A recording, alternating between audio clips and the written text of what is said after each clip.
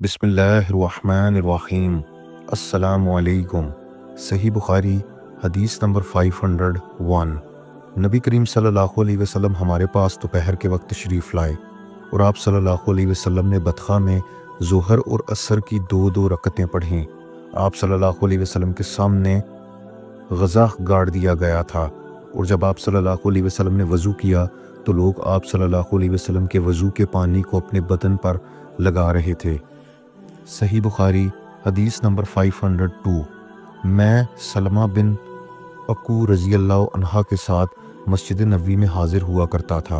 सलमा रज़ी अल्लाह अन्हा हमेशा इस सतून को सामने करके नमाज पढ़ते जहाँ कुरान शरीफ रखा रहता था। मैंने इनसे कहा कि ए अबू मुस्लिम, मैं देखता हूँ कि आप सल्लल्लाहु अलैहि वसल्लम हमेशा इस सतून को सामने करके नमाज पढ़ते हैं। उन्होंने फरमाया कि मैंने नबी करीम सल्लल्लाहु अलैहि वसल्लम को देखा। आप सल्लल्लाहु अलैहि वसल्लम ख़ास तौर से इसी सतून को सामने करके नमाज पढ़ा करते थे। सही बुखारी हदीस नंबर 503। मैंने नबी करीम सल्लल्लाहु अलैहि वसल्लम के बड़े बड़े सहाबा रिज़वानुल्लाह अलैहिमुल जमीन को देखा कि वो मगरिब की अज़ान के वक्त सतूनों की तरफ लपकते और शाबान उमरू बिन आमिर से उन्होंने हज़रत अनस रज़ियल्लाहु अन्हा से हदीस में ये ज़्यादती की है, यहाँ तक कि नबी करीम सल्लल्लाहु अलैहि वसल्लम हुजरे से बाहर तशरीफ़ लाते। सही बुखारी हदीस नंबर 504। नबी करीम सल्लल्लाहु अलैहि वसल्लम बैतुल्लाह के अंदर तशरीफ़ ले गए और उसामा बिन ज़ैद, उस्मान बिन तलहा और बिलाल रज़ियल्लाहु अन्हुम भी आपके साथ थे। आप सल्लल्लाहु अलैहि वसल्लम देर तक अंदर रहे, फिर बाहर आए और मैं सब लोगों से पहले आप सल्लल्लाहु अलैहि वसल्लम के पीछे ही वहाँ आया। मैंने बिलाल रज़ियल्लाहु अन्हा से पूछा कि नबी करीम सल्लल्लाहु अलैहि वसल्लम ने कहाँ नमाज पढ़ी थी। उन्होंने बताया कि आगे के दो सतूनों के बीच में आपने नमाज पढ़ी थी। सही बुखारी हदीस नंबर 505। हज़रत सल्लल्लाहु अलैहि वसल्लम काबा के अंदर तशरीफ़ ले गए और उसामा बिन ज़ैद, बिलाल और उस्मान बिन तलहा हज्जी भी आप सल्लल्लाहु अलैहि वसल्लम के साथ थे। फिर उस्मान रज़ियल्लाहु अन्हा ने काबा का दरवाज़ा बंद कर दिया। आप सल्लल्लाहु अलैहि वसल्लम इसमें ठहरे रहे। जब आप सल्लल्लाहु अलैहि वसल्लम बाहर निकले तो मैंने बिलाल रज़ियल्लाहु अन्हा से पूछा कि नबी करीम सल्लल्लाहु अलैहि वसल्लम ने अंदर क्या किया। उन्होंने कहा कि आपने एक सतून को तो बाएं तरफ छोड़ा और एक को दाएं तरफ और तीन को पीछे, और इस ज़माना में खाना काबा में 6 सतून थे। फिर आप सल्लल्लाहु अलैहि वसल्लम ने नमाज पढ़ी। इमाम बुखारी ने कहा कि हमसे इस्माइल बिन अबी इदरीस ने कहा, वो कहते हैं कि मुझसे इमाम मालिक ने ये हदीस यूँ बयान की कि आप सल्लल्लाहु अलैहि वसल्लम ने अपने दाएं तरफ 2 सतून छोड़े थे। सही बुखारी हदीस नंबर 506। अब्दुल्ला बिन उमर रज़ियल्लाहु अन्हुमा जब काबा में दाखिल होते तो सीधे मुंह के सामने चले जाते, दरवाज़ा पीठ की तरफ होता और आप आगे बढ़ते। जब इनके और सामने की दीवार का फासला करीब 3 हाथ के रह जाता तो नमाज पढ़ते। इस तरह आप इस जगह नमाज पढ़ना चाहते थे जिसके मुताल्लिक हज़रत बिलाल रज़ियल्लाहु अन्हा ने आपको बताया था कि नबी करीम सल्लल्लाहु अलैहि वसल्लम ने यही नमाज पढ़ी थी। आप फरमाते थे कि बैतुल्लाह में जिस कोने में हम चाहें नमाज पढ़ सकते हैं, इसमें कोई कबाहत नहीं है। सही बुखारी हदीस नंबर 507। आप सल्लल्लाहु अलैहि वसल्लम अपनी सवारी को सामने अर्ज़ में कर लेते और इसकी तरफ मुँह करके नमाज पढ़ते थे। उबैदुल्लाह बिन उमर ने नाफे से पूछा कि जब सवारी उछलने कूदने लगती तो इस वक्त आप क्या किया करते थे।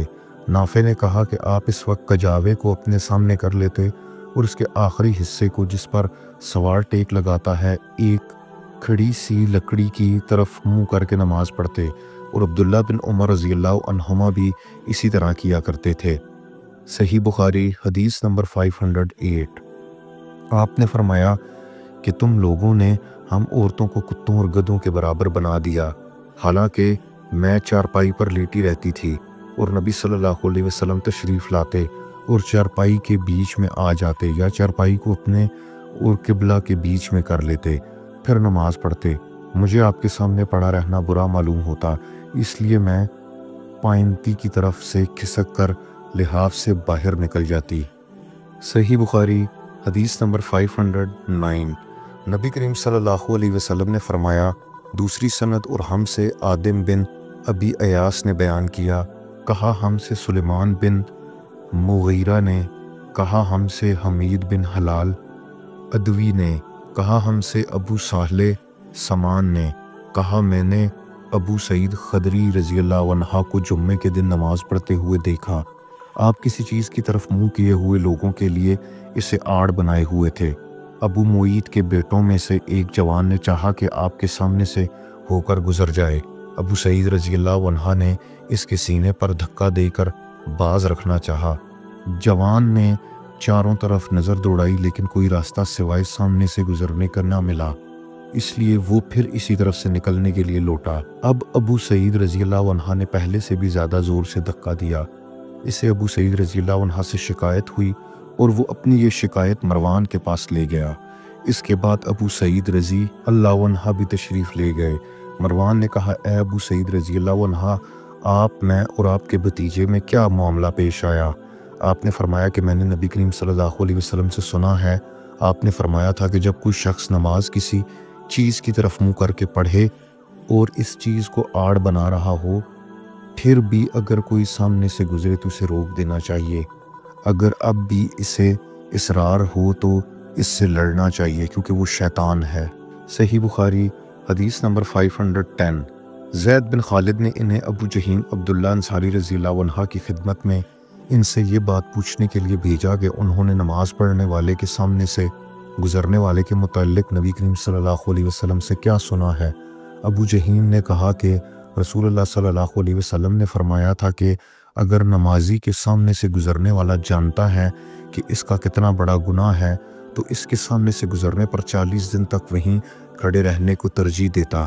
ابو النضر نے کہا کہ مجھے یاد نہیں کہ بصر بن سعید نے 40 دن کہا یا مہینہ یا سال۔ صدق اللہ العظیم۔ اللہ حافظ۔